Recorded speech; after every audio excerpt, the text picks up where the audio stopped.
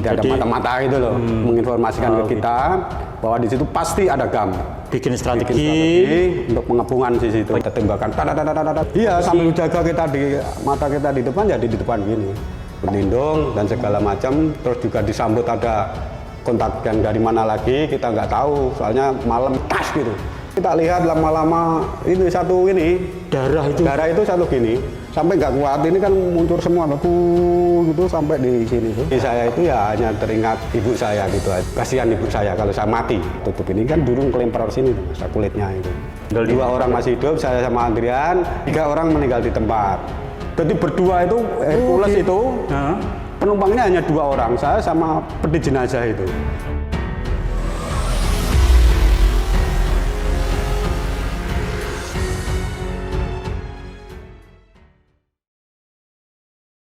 Assalamualaikum warahmatullahi wabarakatuh. Salam sejahtera untuk kita semua. Sahabat-sahabat, kawan-kawan garda di seluruh pelosok tanah air. Hari ini kembali saya kedatangan tamu yang sungguh luar biasa. Bicara soal Tentara Nasional Indonesia tidak akan pernah lepas dengan yang namanya tugas operasi. Ada Timur-Timur, ada Aceh, ada Papua. Dari beragam banyak kisah yang dilaksanakan oleh bapak-bapak Tentara Nasional Indonesia, otomatis banyak kisah yang mengharu biru, suka dan duka. Karena perlu diingat, tentara juga manusia. Punya rasa takut mati, rindu anak dan istri. Dalam misi penugasan, ada 3 prinsip yang terkenal. Ring ada di dalam benak setiap anggota tentara. Melaksanakan misi tugas operasi. Yang pertama, pulang kembali ke home base, kesatuan, dan keluarga dalam keadaan selamat dan utuh. Yang kedua, pulang tinggal nama. Dan yang terakhir, pulang dengan kondisi cacat. Hari ini saya kedatangan tamu Kopral Kepala Nur Said. Beliau pulang kembali ke keluarga, kembali ke satuan dengan kondisi cacat seumur hidup karena mata sebelah kanan tertembus peluru. Ketika beliau melaksanakan misi tugas operasi di bumi Serambi Mekah, Aceh, Nangru, Darussalam. Kita sambut tamu saya yang sangat luar biasa, Kopral Kepala Nur Said. Selamat datang, terima kasih Pak Nur Said atas kedatangannya. Siap. Pak Nur Said, Siap. tahun berapa panjenengan mulai masuk dan tercatat sebagai seorang Tentara Nasional Indonesia aktif? Saya mulai masuk tentara dari Tamtama tahun 1996, gelombang 2. Jadi Tatam 96 gelombang 2. Kalau Pak Nur Said ini asli putra mana, Pak? Putra Pati, kelahiran di Pati. Oh, kelahiran Pati, Jawa Tengah. Berapa bersaudara, Pak? 5 bersaudara. Pak Nur Said sebagai tertua? Bukan, saya anak nomor 3. Oh, 3 dari 5 bersaudara. bersaudara. Kakak saya 2 perempuan, terus saya, adik pas saya laki-laki, yang terakhir perempuan. Kalau yang menjadi tentara hanya Pak Nur Said dari cerita keluarga? Saya saja yang jadi tentara, adik jadi pengacara. Kalau Bapak dari juga tentara? Bukan? Orang tua? Iya. Bukan, petani. Bukan. Oh, petani? Iya. Pak Lek yang tentara. Punya saudara Pak Lek. Jadi masuk ingin jadi tentara karena melihat Pak Lek atau karena masih cita-cita dari kecil, Pak? Dulu awalnya saya sekitar berapa itu? Kelas 6 SD, itu Pak Lek berkunjung ke tempat mbah saya, berarti kan ibunya Pak Lek. Iya. Itu datang serem itu kalau saya dulu masih kecil itu. Terus Pak Lek meletakkan pistol, senjata dan segala macam itu dulu di atas Almari itu. atas Tugas. salon itu. Oh, Ya, iya. itu dulu salonnya Speaker Pak itu Lek ya. ya. Itu saya pegang dulu.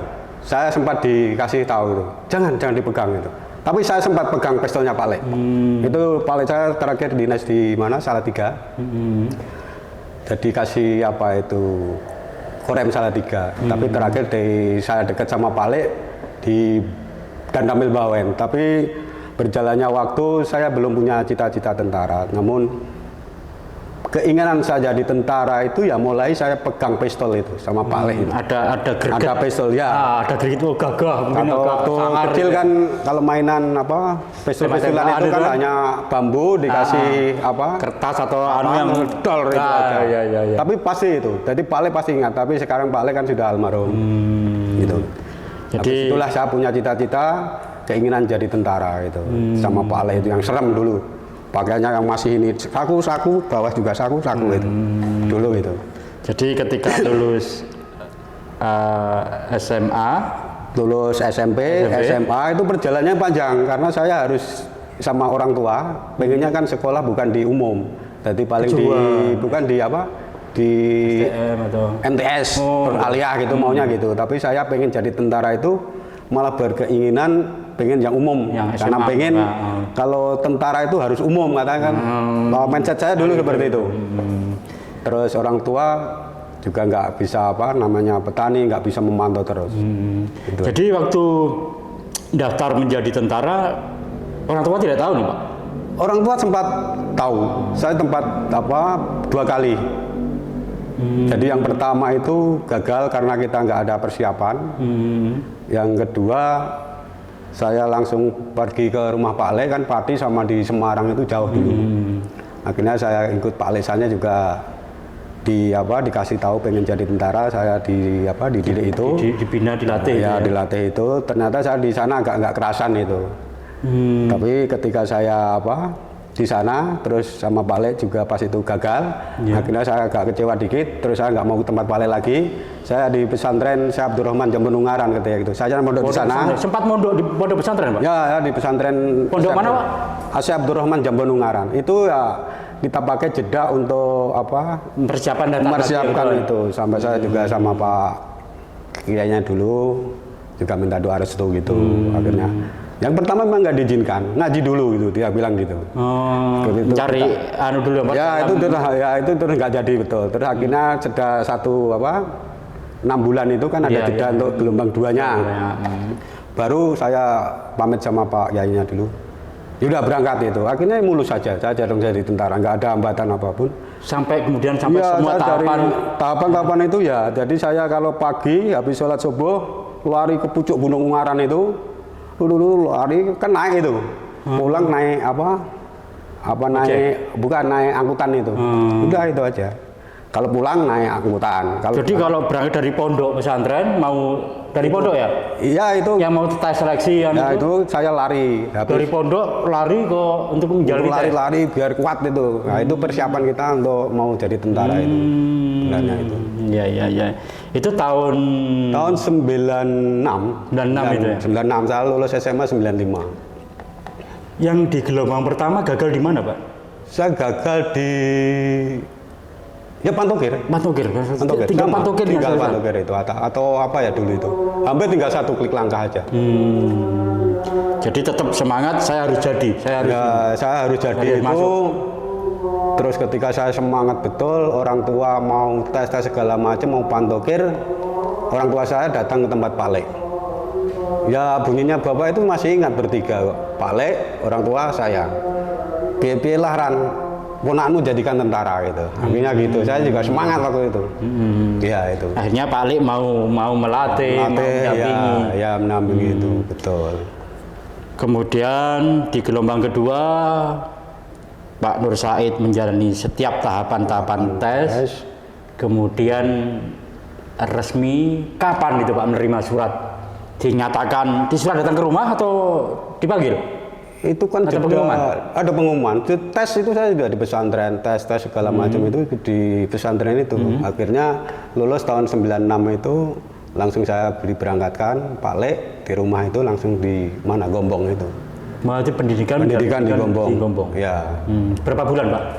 Di sana kan berapa? 3 bulan ya. Bulan Catam kan 3 bulan ya. 3 bulan. 3 bulan. Sebelumnya sudah terbayang, Pak, bahwasanya menjalani pendidikan seorang prajurit TNI. Ya, waktu itu 96 masih ABRI ya, Pak? Masih ABRI. Ya, masih ABRI. Ya. Nah, itu notabene yang namanya pendidikan itu memang sakit karena dibentuk, diciptakan sebagai aparat negara, alat negara yang otomatis mental, fisik. Nah, terus kemudian selama 3 bulan seberapa berat yang dialami pendidikan? Itu ya berat sebenarnya. Cuman kan kita ada rasa senang. Jadi terkurang lah itu, Mas. Karena semangat pengen jadi tentara. Jadi tentara itu.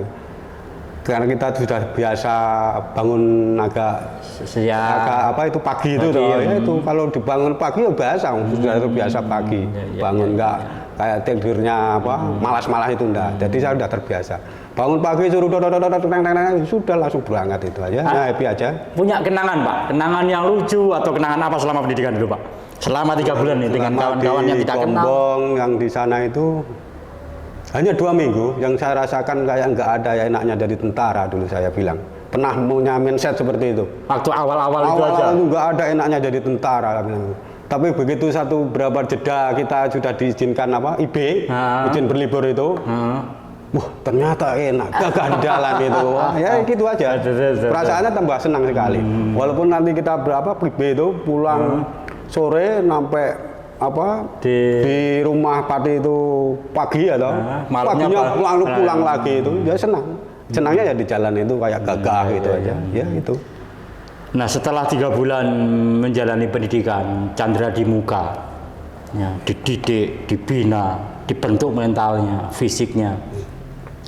Terus kemudian secara resmi dilantik dengan pangkat pertama prajurit 2. Prajurit 2. Pelantikan di mana, Pak? Pelantikan di Gombong. Di Gombong. Diteruskan. Dihadiri oleh siapa, Pak? Waktu dari. Nggak ada yang dihadiri. Saya di Gombong, orang tua nggak bisa hadir, semuanya nggak bisa hadir. Saya sendiri karena saya kasihan orang tua kan sudah agak tua, terus biaya juga. Karena di Gombong sama Pati itu kan perjalanannya jauh. Terus nanti mikirnya ibu saya orang tua itu mau nginap di mana itu juga saya komitmen sebelum 1 minggu atau berapa pelantikan nggak usah moro nggak apa-apa Pak gitu. IB terakhir saya bilang gitu. Besok pelantikan nggak usah kemana ke Gombong nggak apa-apa Pak itu. Saya tapi kan aja. Bisa dibayangkan itu Pak Nur Said. Ya. Ketika selesai menjalani pendidikan selama 3 bulan dengan rasa sakit, rasa pedih, emosional yang tinggi, ya, terus kemudian dibentuk menjadi prajurit yang tangguh, terengginas, tanggun.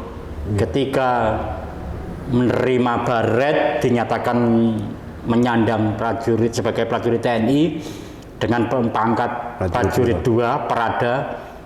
Tidak datang orang-orang yang keluarga kita berada di tengah-tengah kita, sementara jenengan melihat. Iya, melihat kawan-kawan dengan keluarganya, apa yang ada dalam benaknya? Itu tak anggap biasa, Mas. Karena saya sudah tahu kondisi orang tua. Saya fokus karena biaya saja. Karena kadang kasihan orang tua saya pulang minta sangu itu. Tapi sejatinya tetap ada rasa senang. Itu ingin banggain orang tua gitu.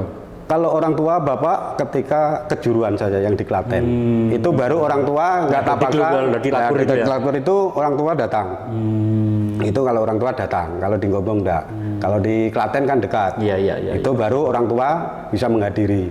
Untuk yang selesai kejuruannya di Klaten, habis itu kan terus penempatan di Kesatuan itu di 403 itu. Jadi setelah 3 bulan menyelesaikan pendidikan di Gombong, dilantik dengan pembaretan, menyandang pangkat awal prajurit 2 Perada Nur Said. Ya. Setelah itu kemudian menerima skep penempatan. Penempatan ya. Di mana waktu itu pertama? Di Zon 403 Wirasada Pratista. Di Batalion Infanteri 403 Wirasada Pratista ya. Di Kentungan. Kentungan Yogyakarta. Yogyakarta. Dari angkatan jenengan Liting 96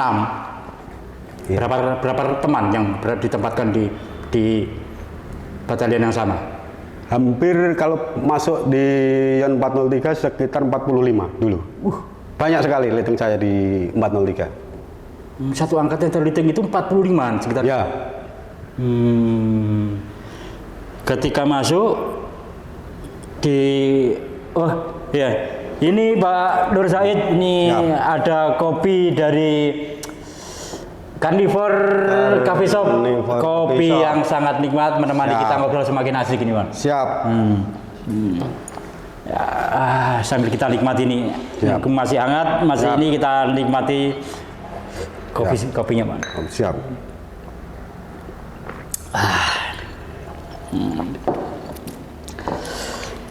Oke, Pak Nur Said, kepala Nur Said. Ketika sudah menerima skep penugasan dinas aktif di Batalion Yonif 403 Wirasada Prasista, Ya. dijemput di mana? Kan biasanya ada tradisi penjemputan itu. Oh, tadi sih penyebutan. Ya, waktu itu ingat saya di mana ya? Mau di Jombor atau apa ya? Kalau sekarang ya, dulu kan nggak tahu yang arah. dulu pasti belum tahu, nggak tahu pasti belum kanan tahu peta kiri, Jogja. utara, Nah, selatan ya, nggak ya. tahu itu. Tahu-tahu diturunkan di truk aja lari itu. Lari ke Wes Artinya. kemana? Kalau sekarang, kalau dulu masih di selokan-selokan itu. Kalau sekarang kan enggak lah. Enggak. Nah, dulu sampai di Jogja masih ingat jam berapa? Siang, sore, malam? Kayaknya sore ya. Sore. Kayaknya sore loh. Tahu saya sore. Sore, kemudian menjalani orientasi, Orientasi, ya, dengan senior-senior, dengan Ya. abang-abang, menuju masuk ke Kesatria. Kesatrian ya, itu di depannya dulu, nggak langsung masuk, enak sekali masuk. Jadi tradisi dulu Ya, ini ya. tradisi itu dulu ya. Terus kemudian menjalani berapa hari orientasi di kesatuan yang baru, ya, penempatan kesatuan yang baru. Orientasi itu sampai 1 tahun? 1 tahun ada di kita rating saya itu dimasukkan ke barak khusus remaja. Taja itu hampir 1 tahun. Belum punya adik lagi. Jadi masih di Masih terus orientasi terus jadi terus ya itu. Nah, 9 tahun 1996 resmi menjadi keluarga besar prajurit Satuan Batalion Yonif 403 Wirasada ya. Prasista. Aktivitas sehari-hari berlatih, dan berlatih. Siap. Karena memang seperti ada ungkapan penegasan dari para komando atau pimpinan, kesejahteraan prajurit adalah berlatih dan berlatih. Ya, siap. Kemudian biasanya umumnya, dan itu menjadi tradisi, setiap prajurit, apalagi Batalion 403 sebagai satuan tempur. Tempur, siap. Nah, sementara di saat itu, di tahun-tahun 90, 70, 80, 90, di beberapa wilayah di NKRI ini masih ada beberapa wilayah yang masih terus bergejolak. Ya. Karena adanya rongrongan atau adanya milisi gerilya yang ingin memisahkan dari wilayah kedaulatan NKRI. Kira-kira berapa tahun setelah dinas aktif di 403 menerima penugasan? Saya 96 jadi tentara, tahun 2000 dapat perintah tugas operasi di Ambon. 2000 ya, jadi selama 4 tahun berikutnya. Ya, itu ada tugas di Ambon. Itu di PAM horizontal itu biasanya di Ambon itu. Setelah dari Ambon, jeda tahun 2000 ya pulang, terus kegiatan aktif di batalion biasa. Habis itu ya 2005 itu ada perintah lagi tugas operasi di Nanggroe Aceh Darussalam. Waktu itu 96. Kemudian berangkat 2000 ke Ambon, kembali lagi home base, 2005 menerima surat perintah melaksanakan tugas misi operasi di Aceh Darussalam. Pangkat jenengan waktu itu apa? Praka, prajurit kepala, sudah kepala, siap. Itu yang berangkat 1 batalion atau PP? 1 batalion. Kalau pas tahun 2005 angkatan kita itu 1 batalion. Tapi sebelumnya kan ada berapa kombi yang ikut ke Nanggroe Aceh Darussalam, tapi tidak 1 batalion. Ya. Sebelum berangkat, berapa lama dilakukan pelatihan atau pratugas? Hampir 1 bulan lebih di Bantir sana itu. Bantir itu daerah mana itu, Mas? Sebelum maghrib. Ya, itu daerah itu ya, Bantir itu. Jadi hampir 1 bulan lebih lah, Ya, hampir 2 bulan latihan itu ya. Terus Nah, kemudian tugas itu lama ya. karena untuk mempelajari wilayah di sana ya. dijadikan lokasi yang hampir mirip-mirip sama dengan di Aceh. Ya. Nah, kemudian masih ingat mungkin Pak Nur Said tepatnya kapan resmi diberangkatkan dengan seluruh kawan-kawan 1 batalion? Belum tahu persis, lupa kalau itu. Lupa ya? Ya, tanggal. Tapi berangkat menggunakan pesawat Hercules atau kapal laut KRI? Seingatnya, Kapal laut. Kapal laut dari Tanjung Mas. Tanjung Mas Semarang. Setelah berangkat malam waktu mau lepas dari lepas, malam. Karena Jadi juga siang ada upacara segala macam malam. kan siang, sore baru start.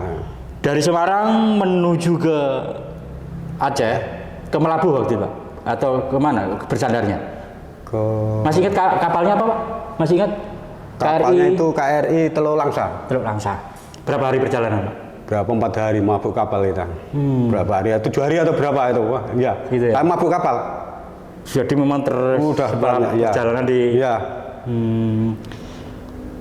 bersandar tepat memasuki perairan wilayah Aceh dan Darussalam. Mau Lego Jangkar bersandar ke pelabuhan. Ya. Masih ingat Pak? Masih? Udah ingat. Malam, siang, pagi? Siang. Tetap dimasukkan pagi nih Mas, karena di situ kan juga ada upacara. Itu harus misalnya agak malam, berarti kan tetap didaratkan pagi. Jadi normal, tidak ada gangguan apapun sampai benar-benar bersandar prajurit turun. Tidak ada. Tidak ada. Selesai penyambutan sebagai pasukan Satgas. Nah, terus kemudian kemana Pak? Langsung ditugaskan disebar ke pos-pos atau bagaimana? Ya langsung di pos-pos. Jadi yang pos sana juga disebar itu. Ya waktu itu Kopral Kepala Nur Said ditempatkan di wilayah mana Pak? Di Biren. Di Biren. Di Biren. Dengan kekuatan? Dengan kekuatan 1 kotes berarti Mas. Oh 1 kotes. Ya. Jadi Tapi waktu itu juga tim-tim banyak yang waktu pertamanya juga mengumpul. Oh jadi waktu itu dengan di Kotis ya? Ya di kotes. Di Kotis termasuk bersama dengan komandan, ya. beberapa staf, ya. apa itu pasi-pasi perwira seksi. Ya. Bagaimana sebelum menerima penugasan atau saat menerima informasi kabar bahwa Kopral Kepala Nur Said menjadi salah satu prajurit yang tergabung dalam satuan tugas prajurit melaksanakan misi tugas operasi ke Bumi Serambi Mekah. Ya. Waktu itu sudah berkeluarga Pak? Belum. Masih bujang? Masih bujang. Berarti tidak ada yang perlu dianu kan ya Pak? Tapi kan pamit ke orang tua Pak? Pamit lah, harus pamit. Dalam artian ngabari bahwa jangan terima. Ya.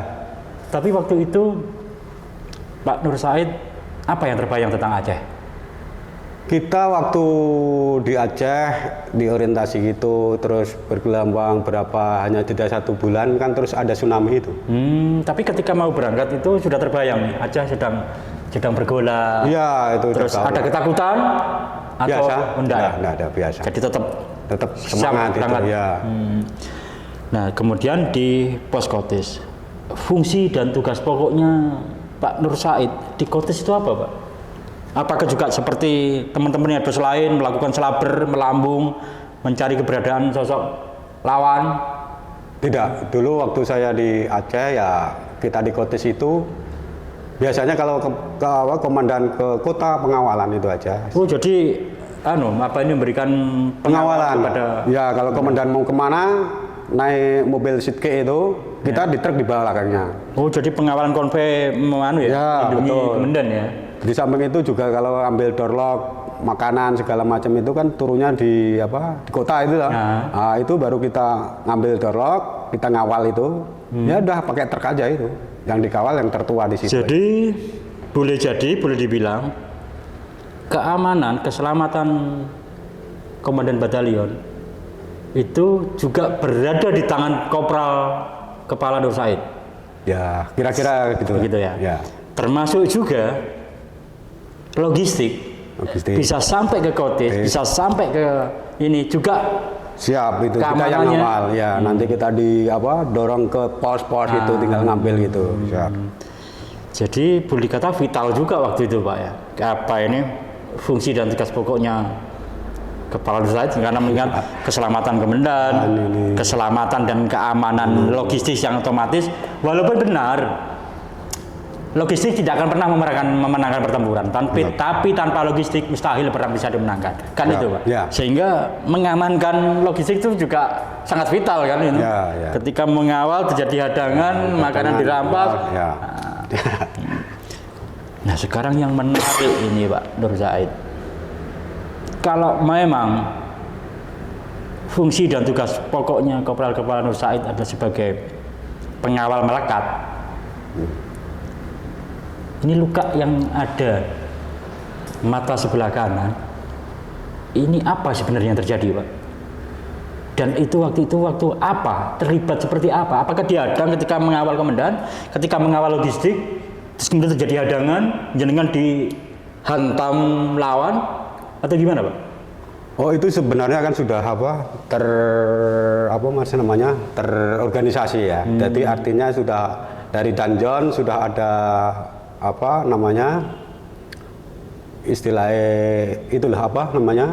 Informasi ya. Ada GAM di titik tertentu gitu.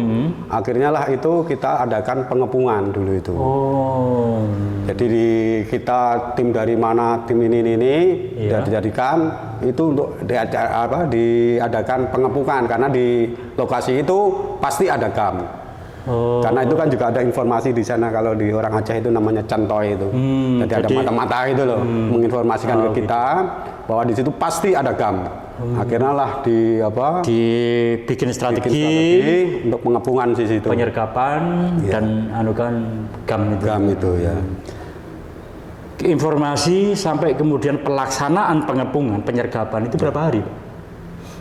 Ketika info itu masuk ya. Sehingga sampai kemudian diputuskan melakukan penyerbuan. Informasi yang dari terima kemarin bisa ada pengepungan ini ya, jeda 1 malam, besok malamnya itu langsung bergerak. Oh, jadi ketika informasi masuk di wilayah ini sudah A1 ini ada. Ya. Dibahas kemudian berikan keputusan kebijakan adakan pengepungan di situ ya. Kemudian kira-kira di dalam informasi itu yang setahu Pak Nur Said ada berapa kekuatan dari pihak lawan? Itu kan kurang transparan ya, karena kita itu hanya sifatnya anggota ya. Itu kan tidak tahu persis kekuatan di sana. Taunya saya hanya mengawal gitu. Tapi informasi yang saya dengar kan hanya satu tim, mungkin timnya Muzdakir Manap atau siapa itu dan kawan-kawan itu. Betul. Yang mungkin dulu kalau cerita, kalau di sana Muzdakir Manap itu orang sakti katanya gitu. Ya gitu lah. Jadi memang menjadi target betul. Ya, itu orang sakti katanya gitu ya, kelompoknya itu. Tapi mengingat mau diadakan penyerbuan, mau eksekusi di situ, penangkapan, berapa kekuatan yang diterjunkan oleh Batalion 403 waktu itu Pak untuk menyergap di satu titik itu?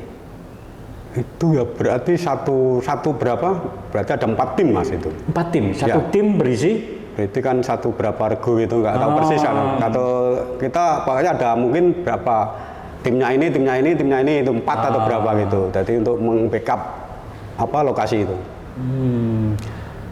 Jadi posisi lawan sudah terkepung. Karena dikepung kan, informasinya kan itu dilakukan penguncian. Ya, itu kan masuknya malam itu dari pos-pos gitu. Ya. Oh, jadi kan berangkatnya malam waktu itu? Malam. Kesasaran malam? Malam hari itu. Malam hari. Dari Kotes berangkat malam, kurang lebih jam tengah malam lah ketika itu.